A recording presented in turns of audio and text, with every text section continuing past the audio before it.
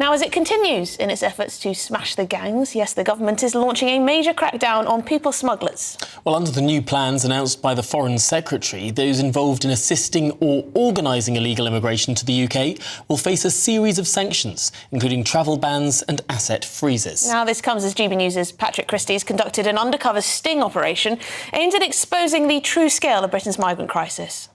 We've been given a location to meet a human trafficker and we are on our way there now. We are 16 minutes away. There's a lot of people. I mean, maybe they're meeting him as well, really. Bear in mind how brazen this guy is, right? So he puts his WhatsApp phone number on TikTok. He's not afraid of the law. He doesn't care. He's not afraid of getting caught. Hello. How are you? Are you okay? You've sent me a location to say I should meet you here. No speak English. You don't speak English. It's just you spoke English when you messaged me before, didn't you? They are the human traffickers who are bringing people across. We're going to hand all of this over to the French police and see if anything can be done about it. Another human trafficker has sent me a live location which is just a few hundred metres down this road. Someone who works with me will come and pick you up, give him 1,500 euros so you can go on this trip. He's also sent a voice note. Okay, Patrick, Habibi, 10 minutes coming, my friend. Okay. I'm Patrick Christys, I'm from GB News, and you are a human trafficker, aren't you? Yes. Why are you bringing people illegally to Britain? Why are you bringing people illegally to Britain? You know, when people die in the Channel, do you feel any kind of conscience about that at all? Do you feel bad about that at all? Or not? No? You don't? No?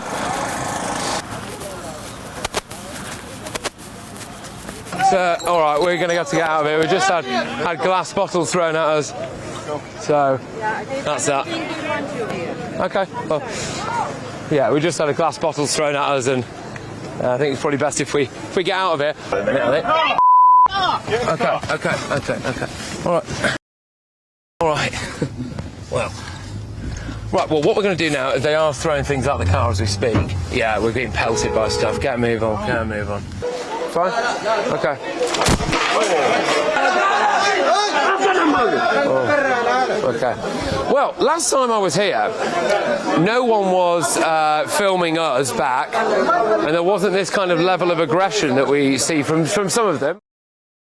We should say that Patrick Christys has been found alive and well and is on his way back to the United Kingdom. He's arrived. He's arrived back now. In the United Kingdom, yes, there on the shores of By boat? Dover. Channel Tunnel. Oh, OK, that's the safer way to come. Well, there is a lot to talk about here. That was a joke.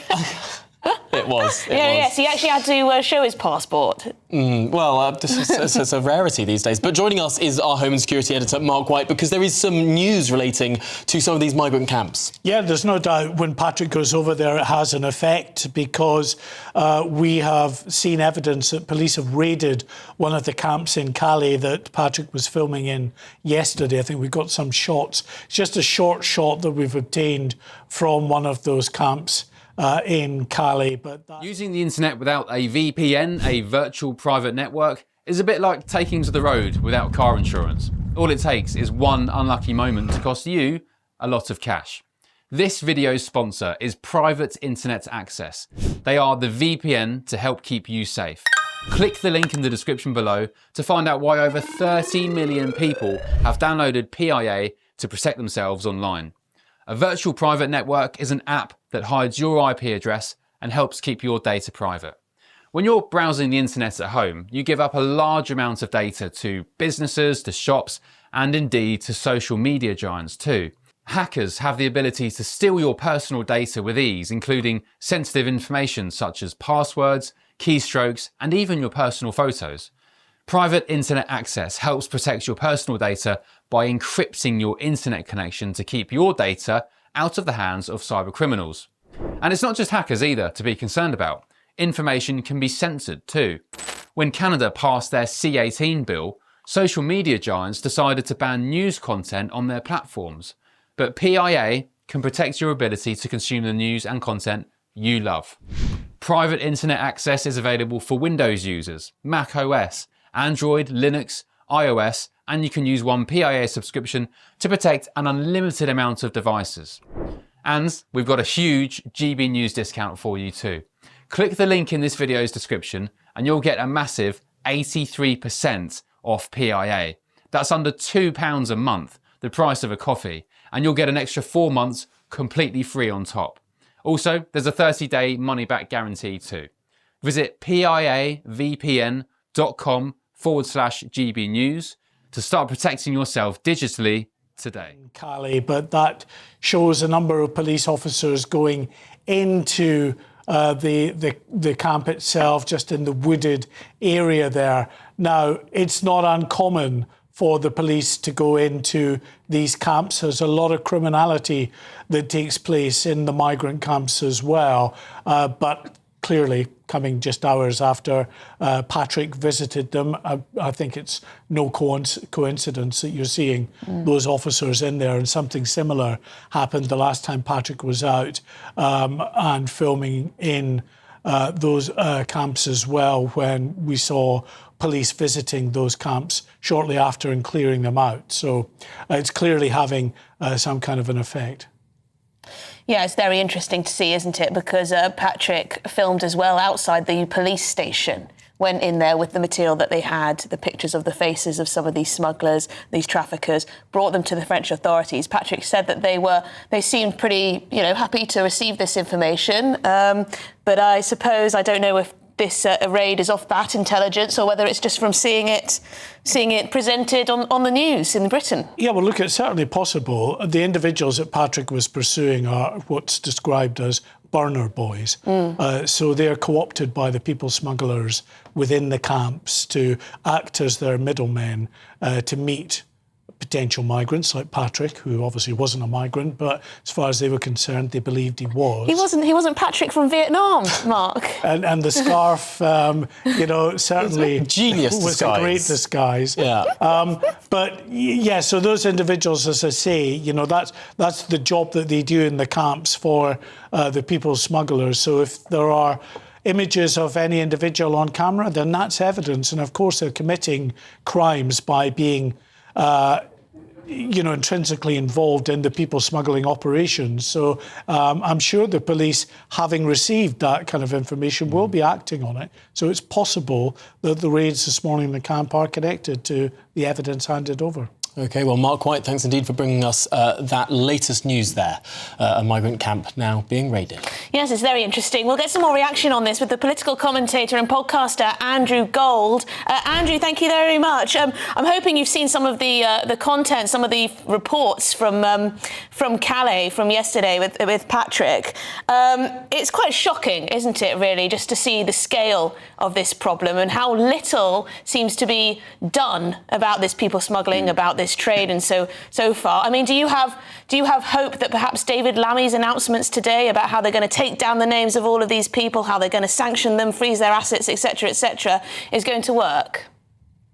Well, firstly, I should say hello, and also hello. Patrick is just brilliant, isn't he? I mean, Patrick, he could be. Right, I love Louis Theroux. But Louis doesn't go into those kinds of places, not anymore. And he's never dealt with those kinds of things that could make him unpopular. So I have, hat off to Patrick. What a brilliant video. And he's one of the best people out there doing this. And it looks like he's making real difference. I think nothing's really going to change from this. What we need is countries to come to agreements. And we have that 17-1 in and out policy. I mean, it was actually 1-1. But it seems like how it's going to work with France is that it's going to be 17 come in for every one that leaves.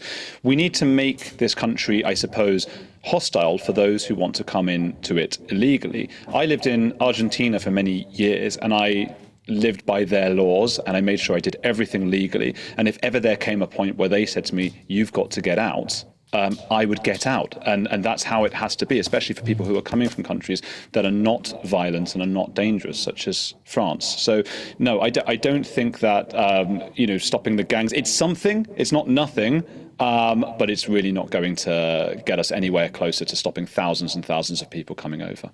Yeah, it does seem that there is almost a sort of displacement activity going on. The idea that if you can close down one gang, that will stop a number of boats, as if there isn't a demand there to come across. Sometimes when I hear politicians talk about this, they almost talk as if these people are being people trafficked against their will into the United Kingdom. And the gangs, the nefarious gangs, are organising this entire operation. But the gangs are just responding to the market demand of people who want to come over. The many thousands of people who are camping out in Calais just waiting for the next opportunity to come. I mean, if one gang gets destroyed, surely another gang will pop up to fulfill that market demand. I think so. I mean, Greece is saying at the moment that they're going to arrest anybody who comes in and they're not going to give them asylum in the country. We seem to make people wait in these luxurious hotels and then give them residency eventually. So why wouldn't they all become? And as you say, as long as there's the demand, there will be a supply, there will be a chain. I think some of this, I mean, a lot of the British people are against this, but some of this, as we know, politics is downstream of culture. And there are endless radio shows that are not GB News and are not Talk TV and my podcast and things like that, who won't name the problem. And the problem is that there are people coming in their thousands and thousands from cultures that are very different from our own. And you even see, I mean, I was on LBC the other day and I really like Ian Dale. He's a very empathetic, lovely man, but he was having a go at this woman. You might have seen it, it was a viral clip, and he was saying to her, oh, well, what's wrong with Afghani culture? What's wrong with the culture over there in all of these things? And I just thought, well, let's first name what we think our culture is, because nobody seems to be able to do that. Let's name what it is. Let's try and put our heads together and say, what do we believe in? And we don't believe in, selling young boys to dance for adult men. We don't believe in grooming gangs. We don't believe in what is it? 20 times higher the rate of sexual offence committed by Afghanistani immigrants in the UK than native Brits or whatever you might call it. Those are things we don't believe in and are not part of our culture. So I think one thing we need to do is to start incentivising radio hosts and TV hosts from mainstream channels to start actually talking and not patronising their viewers. Yeah, the cultural relativism is just. Well, it's just absurd. I thought we'd kind of moved away from that in the wokeness Overton window. But anyway, Andrew Gold, really appreciate your time on this. Thank you very much indeed. Political commentator and podcaster, host of the Heretics podcast. Well, we should say that the Home Office has been in touch, saying we all want to end dangerous small boat crossings which fuel organised criminal activity but put vulnerable lives at risk and undermine the security of our borders. We are determined to tackle the gangs behind that trade, and our law enforcement agencies have delivered dozens of high-impact disruptions against them in the past year.